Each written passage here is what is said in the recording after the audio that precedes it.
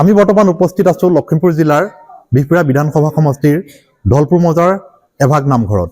এই নামঘৰ ভাগত চলিছে উচ্চাংগ কীৰ্তনৰ এক আখৰা, কিয়নো অহা 24 তাৰিখে ভাৰতৰ প্ৰধানমন্ত্ৰী নৰেন্দ্ৰ মোদী গুৱাহাটীত অৱতৰণ কৰিবহি আৰু সেই গুৱাহাটীত অৱতৰণ কৰা মুহূৰ্ততে শ্ৰী শ্ৰী অনিৰুদ্ধদেৱৰ সৃষ্টিৰাজিৰ যি উচ্চাংগ কীৰ্তন, সেই উচ্চাংগ কীৰ্তনে তেখেতক অভিবাদন জনাবৰ বাবে আমাৰ ইয়াত ভকত বৈষ্ণৱসকল উপস্থিত হৈ সেই উচ্চাংগ কীৰ্তনৰ আখৰা কৰি থকা পৰিলক্ষিত হৈছে।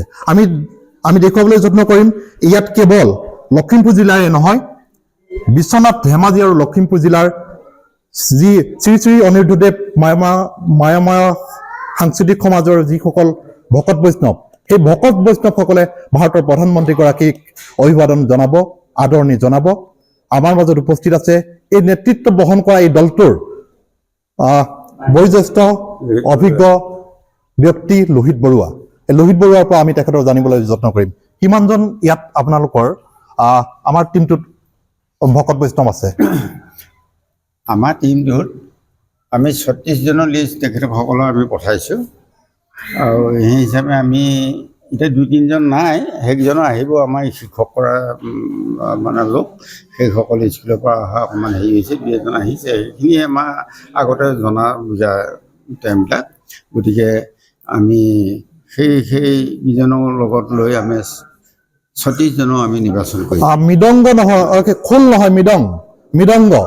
এই অনিৰুদ্ধ গুৰুজনাৰ যি সৃষ্টি আছে, মৃদংগ কিমানটা মৃদংগ তাত বাজিব? আমি 26টা মৃদংগ হিচাপ তেখেতসকলক আমি জনোৱা হৈছে। আপোনাৰ ঘৰ?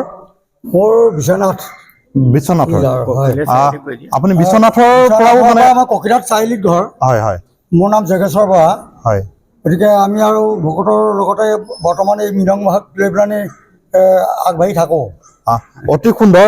আপোনালোকক আমি দেখুৱাবলৈ যত্ন কৰিম। এয়া শাৰী শাৰীকৈ মৃদংগ তেওঁলোকৰ কান্ধত লৈ থকা পৰিলক্ষিত হৈছে, ইয়াত দেখিবলৈ পাব। তেওঁলোকে অতি সুন্দৰকৈ তেওঁলোকৰ আমাৰ যি ধৰ্মীয় পৰম্পৰা সাজ পোছাক পৰিধান কৰি তেওঁলোকে ইয়াত উপস্থিত হৈ আছেহি। কেৱল মাত্ৰ অহা 24 তাৰিখে, যিহেতু আমি পুনৰবাৰ কৈছোঁ ভাৰতৰ প্ৰধানমন্ত্ৰী নৰেন্দ্ৰ মোদী ডাঙৰীয়া অৱতৰণ কৰিবহি গুৱাহাটীৰ বৰঝাৰ বিমানবন্দৰত। তাৰ পিছতেই তেওঁলোকে প্ৰধানমন্ত্ৰীগৰাকীক অভিবাদন জনাব। আপুনি অনিৰুদ্ধ জন্মস্থান উন্নয়ন সমিতিৰ সম্পাদক হিচাপে কি ক'ব? নমস্কাৰ। প্ৰথমতে মই নিউজ প্লাছৰ আমাৰ নিউজলৈ আমি ধন্যবাদ আৰু অভিবাদন জ্ঞাপন কৰিছোঁ। আমাৰ ক'বলগীয়া আমাৰ শ্ৰী শ্ৰী অনিৰুদ্ধদেৱ জন্মস্থান উন্নয়ন সমিতিয়ে আমি ভাৰতৰ প্ৰধানমন্ত্ৰী নৰেন্দ্ৰ মোদী ডাঙৰীয়াক অভিবাদন জনাবৰ বাবে আমাৰ বৰঝাৰ বিমানবন্দৰত আমি এই দলটি আয়োজন কৰিছোঁ আৰু ইয়াৰ আমি নেতৃত্ব লৈছোঁ শ্ৰী শ্ৰী অনিৰুদ্ধদেৱ জন্মস্থান উন্নয়ন সমিতিৰ এই কাৰ্যনিৰ্বাহকে। এইটো আমাৰ বাবে এটা বিশেষ গৌৰৱৰ কথা।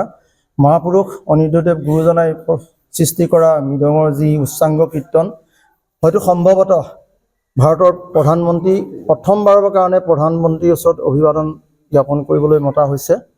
গতিকে ইয়াত আমাৰ কৃষ্টি, যি মায়ামাৰ সমাজৰ যি কৃষ্টি আৰু গুৰুজনাৰ যি অনবদ্য সৃষ্টি, প্ৰচাৰ আৰু প্ৰসাৰত এক বিশেষ গুৰুত্ব ল'ব বুলি ভাবিছোঁ। আৰু এই আজি যি মাধ্যম, এই মাধ্যমেদি জগত সভালৈ আমাৰ গুৰুজনাৰ যি কৃষ্টি সংস্কৃতি আমি আগবঢ়াই নিব পাৰিম বুলি আশা ৰাখিছোঁ। ধন্যবাদ। হয়, বহুকেইজন বয়োজ্যেষ্ঠ ভকত বৈষ্ণৱ আমাৰ এই কাৰ্যসূচীত স্থান ল'বলৈ আহিছে। তেওঁলোক আমি তেখেতৰ পৰা জানিবলৈ যত্ন কৰিম।